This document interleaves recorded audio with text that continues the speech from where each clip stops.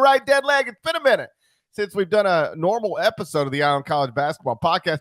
We did 2 NBA draft episodes last week. We'll have 2 more later this week. But in this episode, I wanted to focus on actual college basketball stuff. Most notably that I have moved, don't know if you noticed, I have moved Duke into the top 5 of the CBS Sports top 25 and 1.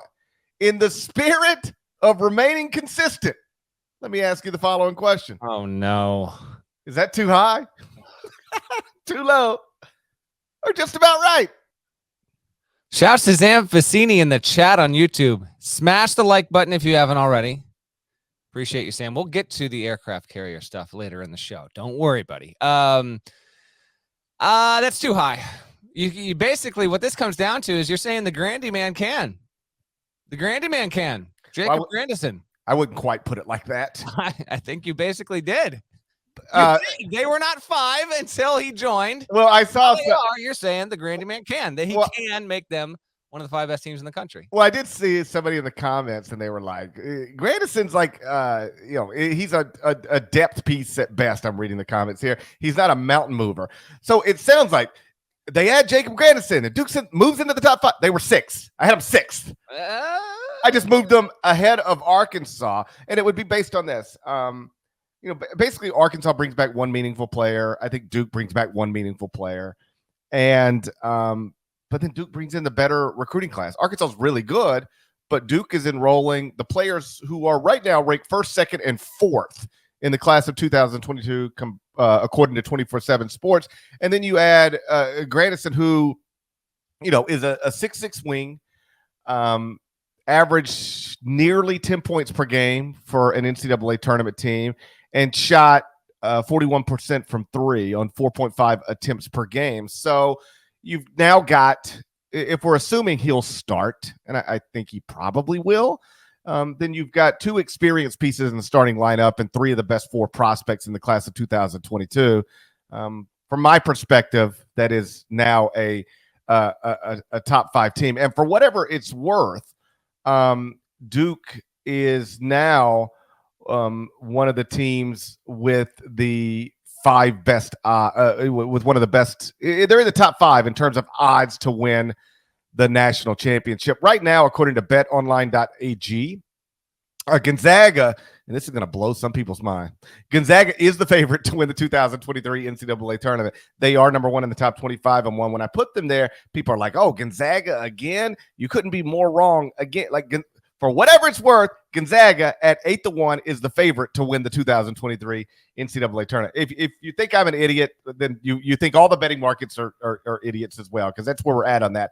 Followed by Houston at 10-1, Kentucky and North Carolina both at 12-1, and then you've got Duke, Kansas, UCLA tied for 5th at 14-1. So the betting markets like Duke as well, for, again, whatever that's worth.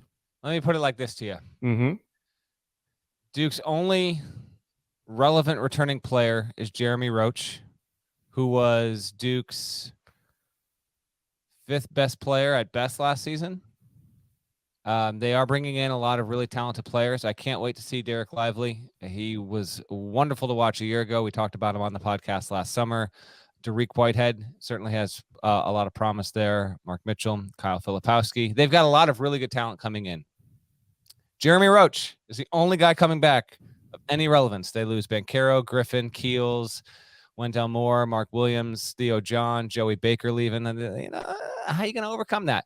So basically what you've done here is this a rational thing. You are treating Duke, coached by Jon Scheyer in his first season ever. What you've done here is it would be understandable had Duke been coached by Mike Krzyzewski. That's not the case.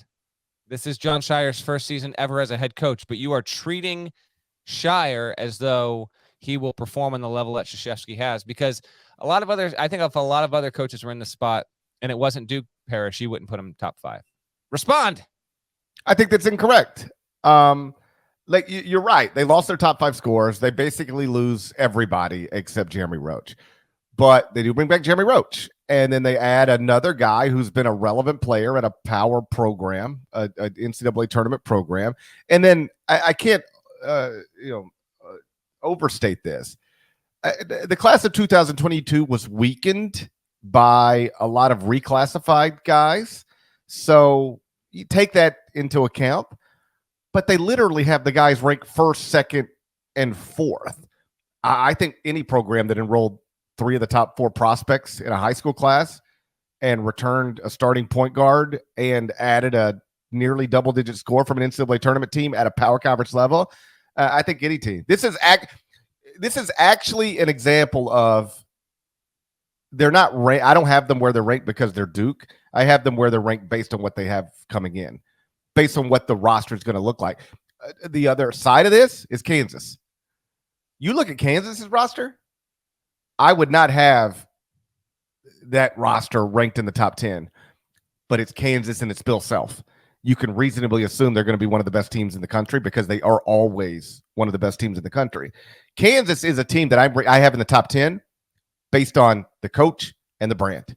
Duke is a team I have in the top 5 based on the roster. I think that's true, but it's reasonable to wonder, what that's going to look like under a first-time head coach. I believe in Jon Scheyer, but as I've said many times, not specifically about John, but about any coach who becomes a head coach for the first time, you don't really know for sure if they're going to be great in that position until they've actually done it. That's right. I'm interested. I'm quite intrigued with the Blue Devils. I don't know if Grandison is going to be. I mean, he'll probably be a good little piece there. He wouldn't have even been if he had stayed at Illinois, started his career at Holy Cross, was a good enough player last year at Illinois, shot 41% from 3. He's solid. I mean, he's the experienced player. Who's to say though? He wouldn't, he's not, I don't know. Him committing is certainly, it's a nice little get for Duke. I don't know if he'll wind up being a top 4 or 5 guy of importance on this roster, but if it's enough for you to boost him, that's fine. I will probably exhibit caution when it gets to my rankings, and I will not put Duke preseason top 5. Just want to see what SCHEYER, what he does in his first season. I think that's entirely fair. They've got, again, we've seen plenty of teams that are fairly freshman talent reliant, take time to really find themselves, to gel. That could be the case with Duke. We'll see. You don't know. So I'll certainly consider putting Duke top 10. I just don't think I'll be able to go top 5 right off the bat. Although SCHEYER will certainly be capable. I'm interested to see how that goes. But more than anything, I want to see.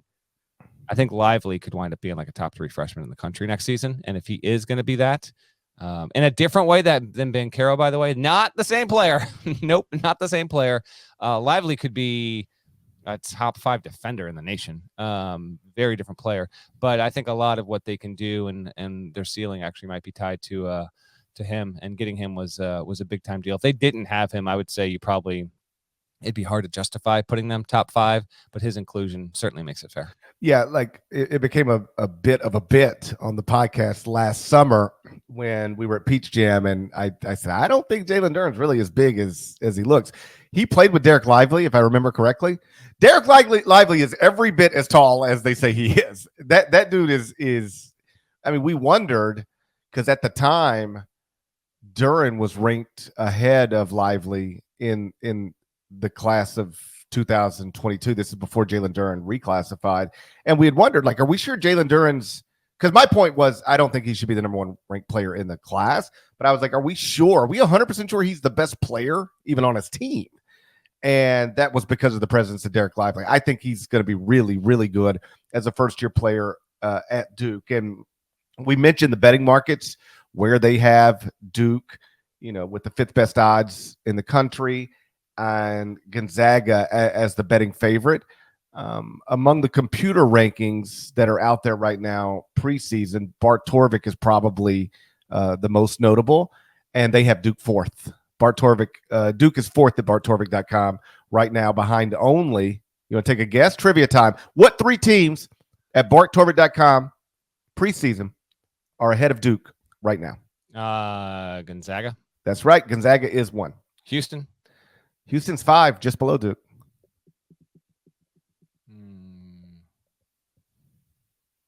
Carolina's 6, just below Houston. Kentucky. Kentucky is 9. What? Kentucky's 9.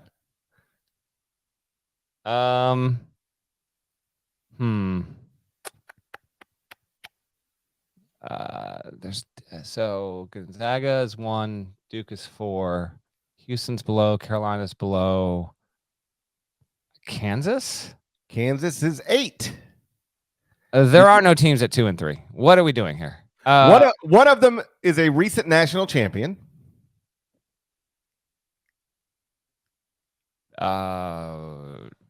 It's okay. It's not Kansas.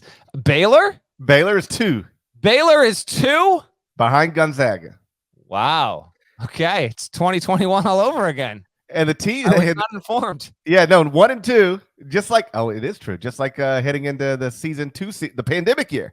Gonzaga and Baylor right now are 1 and 2 at barttorvik.com. And the team that is 3rd has an underachieving baseball team.